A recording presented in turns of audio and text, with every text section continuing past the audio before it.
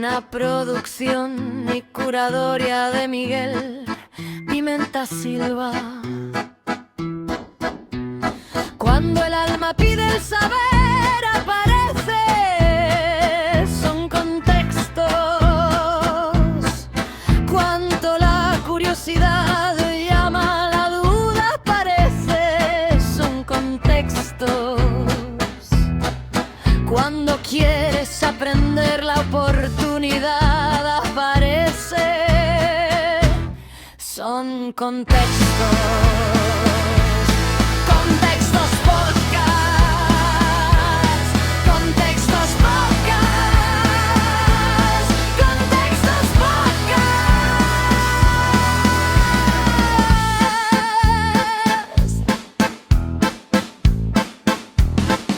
Bueno, a ver, en Occidente solemos entender el tiempo casi como si fuera un tren de alta velocidad, y además de un solo sentido. Es como una línea recta de acero por la que viajamos de forma totalmente pasiva, mirando por la ventanilla como el pasado va quedando atrás y dirigiéndonos hacia un futuro que, bueno, no conocemos. Asumimos que el tren simplemente avanza, hagamos lo que hagamos. Y fíjate que esa es una visión que nos condiciona profundamente. Creemos que el tiempo es un contenedor vacío donde ocurren las cosas, un telón de fondo inalterable sobre el cual no tenemos ningún control. Totalmente. Pero si nos asomamos a los jeroglíficos y al arte de los antiguos mayas, de repente ese tren desaparece por completo. O sea, ya no hay una línea recta. Claro, nos encontramos frente a un motor cósmico inmenso, frágil y muy complejo que puede de hecho romperse. Y eso es exactamente lo que vamos a hacer en esta inmersión profunda de hoy. Nuestra misión no es tratar de adivinar cómo veían el mundo basándonos en ruinas silenciosas. Vamos a sumergirnos de lleno en su propia mente a través de sus textos. Es un ejercicio absolutamente necesario. Y la base para esta charla es un estudio meticuloso, de hecho es fascinante, de Miguel Pimenta Silva y Camilo A. Iluín, titulado Movimiento, compleción y ciclicidad, 3 claves fundamentales del pensamiento maya. Un título que ya promete. Sí, sí. Y lo que hacen es brillante porque cruzan la arqueología con la semiótica, es decir, el estudio de los signos y cómo estos construyen significado. Además, lo apoyan con textos fundamentales como el Popol Vuh, que, para quienes nos escuchan, es el libro sagrado que relata la creación y la mitología maya. Pues vamos a desgranar esto porque el texto es denso pero tiene muchísima miga. El estudio plantea que para los mayas del periodo clásico, el universo operaba a través de 3 grandes engranajes conceptuales que funcionaban de manera conjunta. Y es vital, de verdad vital, entender que no podemos mirar estos jeroglíficos con ojos europeos. Exacto. Si vemos un dibujo maya y aplicamos nuestra lógica occidental, solo vamos a ver un cómic antiguo. Ahí das en el clavo, totalmente. Porque, a ver, hoy tenemos acceso a muchísimas más vasijas y estelas descifradas que hace 50 años. Pero acumular datos no es comprender. Claro, no basta con tener el diccionario. Efectivamente. Para entender realmente a esta civilización hay que hacer un esfuerzo filosófico profundo. Tenemos que observar la metafísica detrás del trazo. Y el primer gran engranaje que la semiótica nos revela aquí es el concepto del movimiento. Y ojo, que no hablamos de un movimiento trivial, rollo levantar un brazo o dar un paso. Estamos hablando del flujo absoluto de la vida. Para los mayas, el estatismo era una ilusión. Todo, absolutamente todo en el cosmos estaba atravesado por una dinámica constante. Exactamente. Y esto se ve literalmente en la anatomía de su escritura. Sus logogramas, que son estos signos visuales que representan palabras o conceptos enteros, nos cuentan de dónde viene ese movimiento.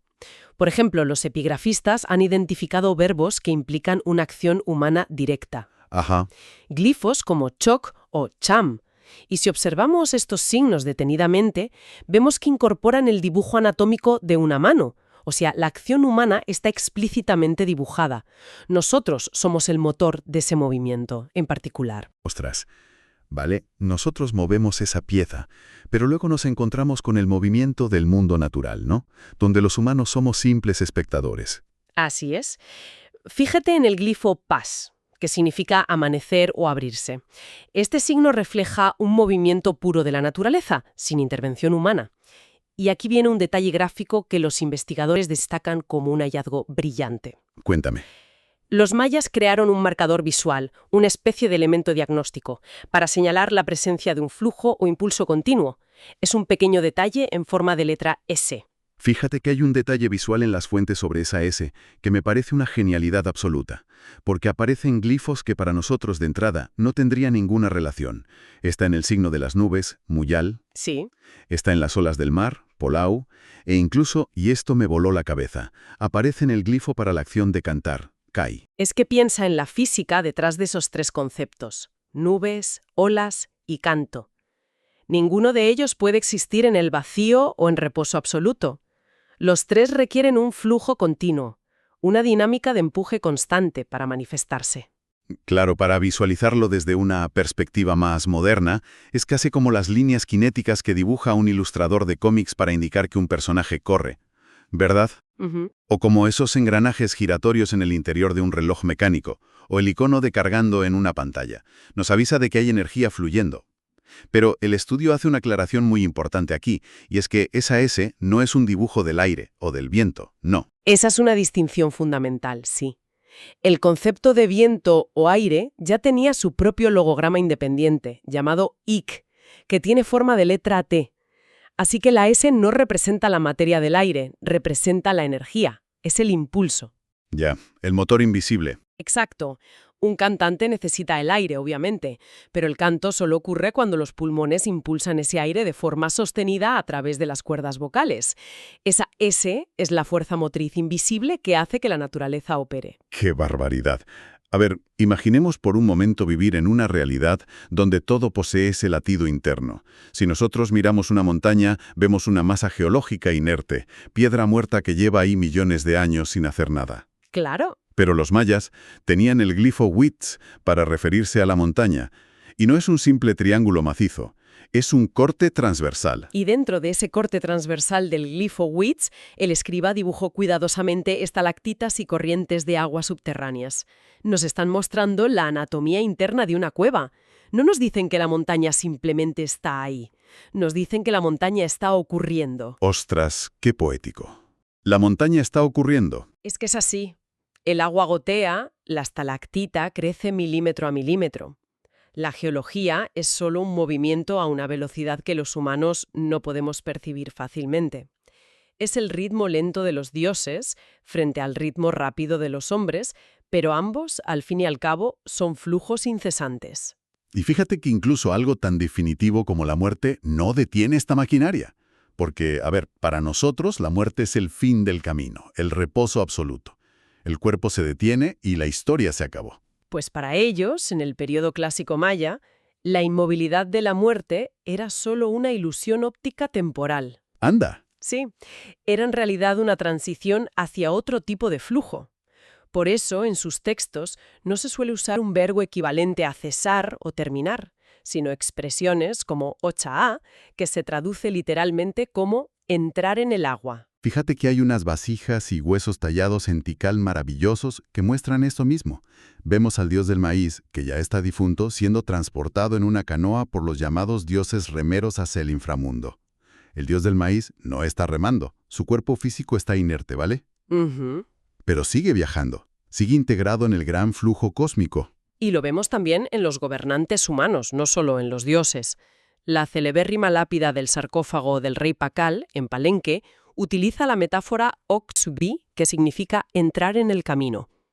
Pakal cae hacia las fauces del inframundo, pero al mismo tiempo asciende por el árbol de la vida. Es un movimiento doble. Efectivamente, el inframundo maya, el Xibalbá que describe el Popol Vuh, no es un cementerio silencioso ni mucho menos. Es un lugar súper ruidoso, lleno de ríos, pruebas, deidades conspirando, juegos de pelota. Es un lugar de altísima actividad cinética. Hay un detalle en el estudio, hablando de esto, sobre unas cerámicas muy específicas. Los vasos de los 11 dioses.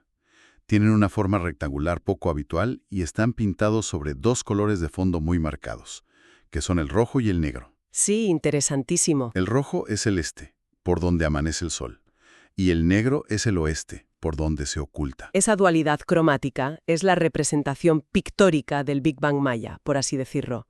Al pintar el origen y el ocaso del Sol, están encapsulando el inicio del movimiento cósmico. Nos dicen que desde el momento en que el universo fue ordenado, se activó este motor de luces y sombras que ya nunca se detendría. Pero claro, a ver, si todo este flujo de energía avanza sin descanso, la mente humana necesita preguntarse algo obvio. ¿Hacia dónde va? Porque la energía pura sin dirección es caos absoluto. Y eso nos lleva al segundo engranaje del pensamiento maya que abordan las cuentes, el arte de la compleción. Y el concepto de compleción es exactamente donde el movimiento encuentra su propósito. Los mayas dedicaron inmensos recursos, tanto materiales como intelectuales, a registrar y celebrar el final de los ciclos temporales. Festejaban por todo lo alto, cuando se cerraba un winal, que es un periodo de 20 días, Ajá. o una hap, que es su año solar de 365 días.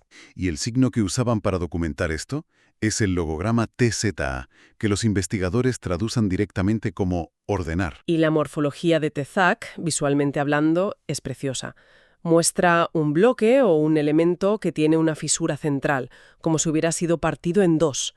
Pero el dibujo nos indica que ambas mitades han sido reunidas, ensambladas meticulosamente, hasta encajar a la perfección en su estado original. ¡Qué pasada! Esto nos enseña que completar no es simplemente que el tiempo pase y ya está.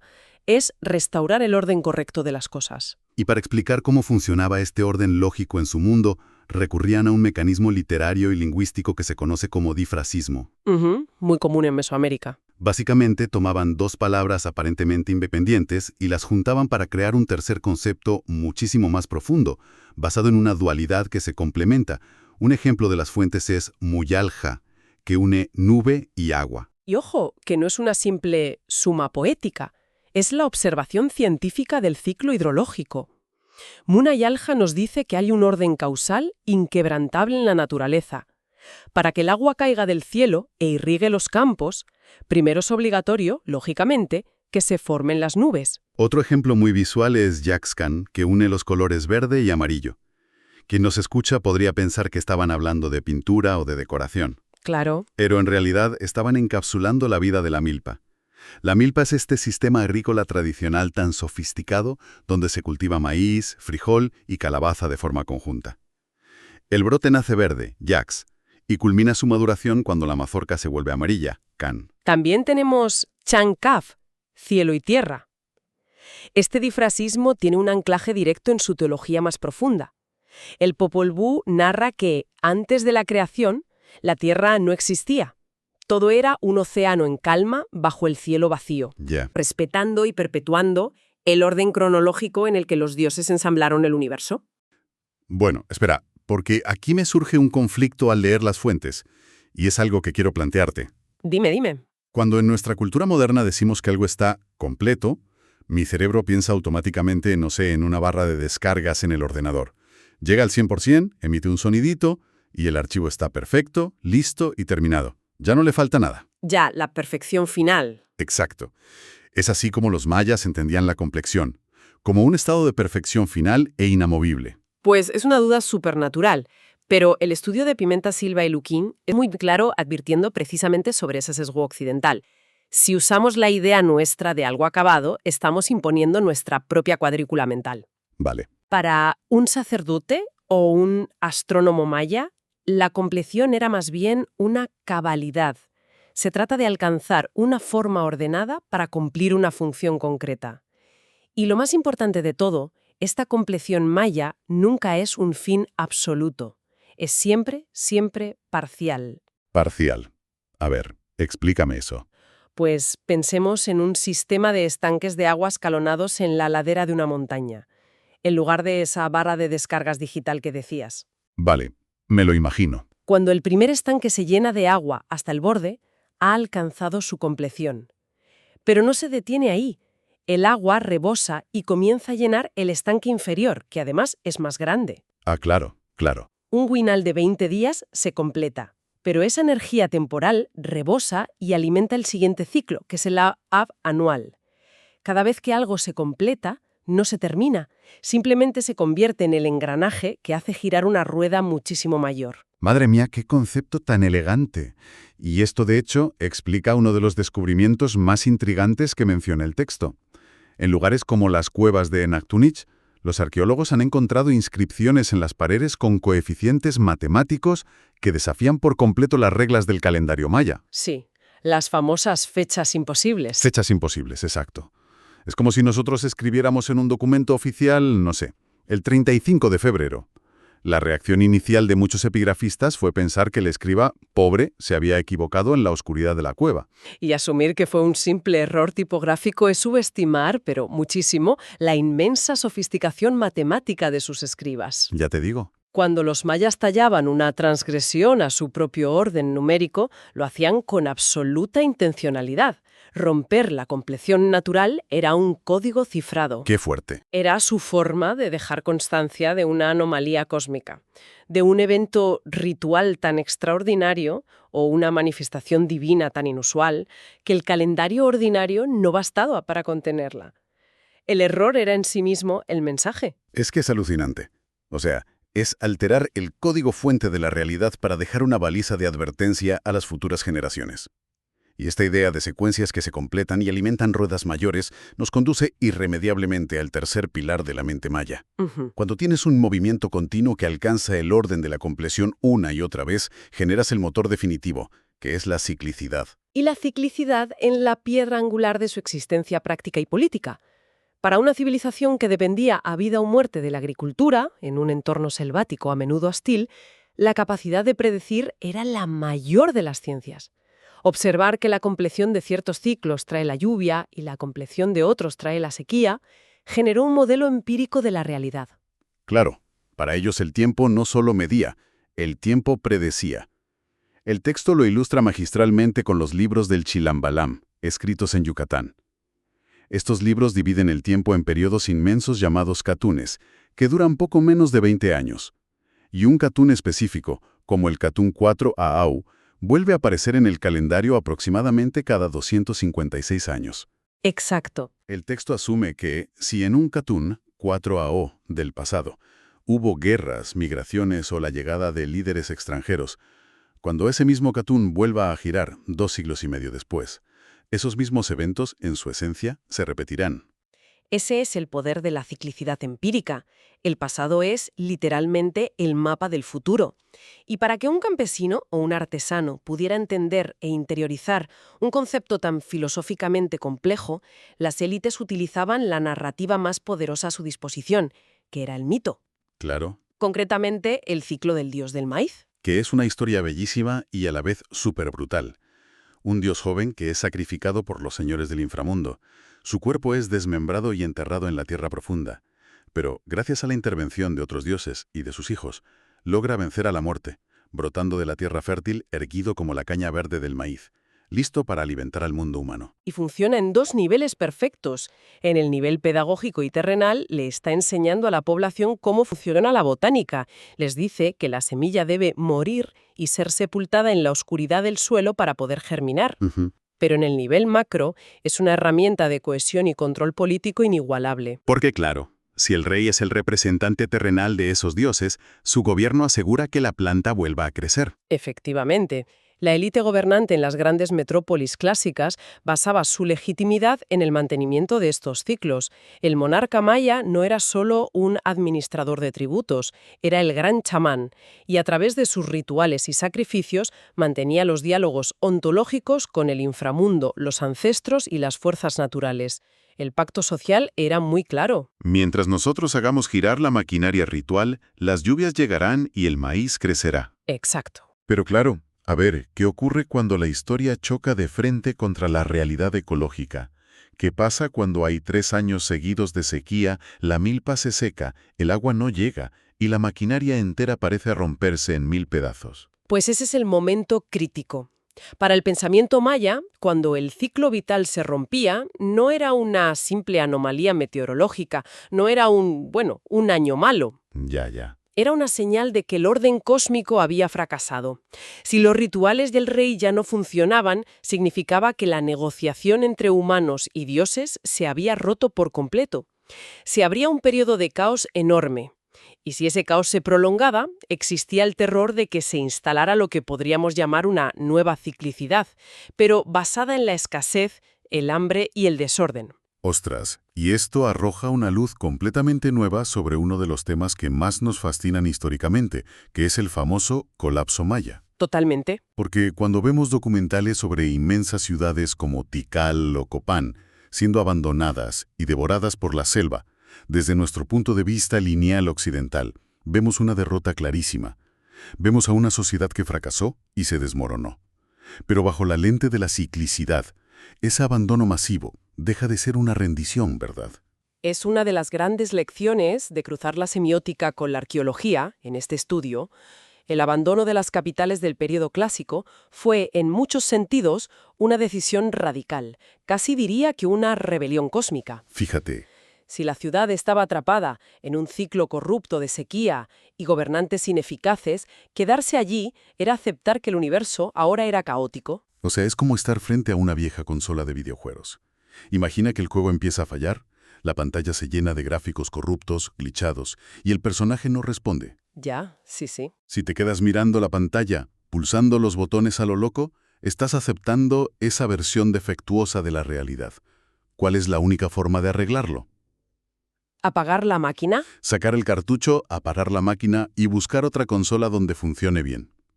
A nivel histórico, esto significó que miles de campesinos y nobles menores dieron la espalda a sus templos divinos, dejaron que las enredaderas cubrieran las plazas y migraron a través de la selva para fundar nuevas comunidades. Es una analogía buenísima.